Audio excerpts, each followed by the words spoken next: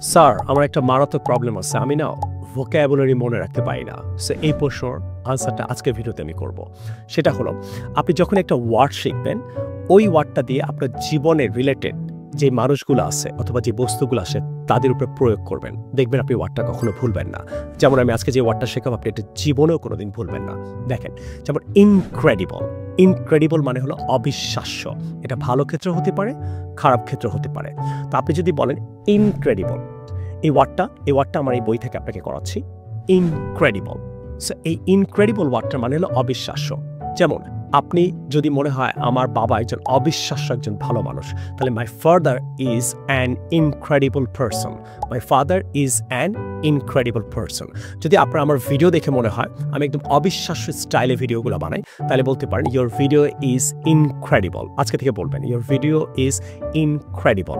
অথবা আপনি বলতে পারেন একটা জায়গায় গেলেন, একটা রেস্টুরেন্টে গেলেন, গিয়ে দেখলেন আপনার কাছে খুব অবাক হয়ে গেলেন, একদম অবিশ্বাস্য মনে হলো।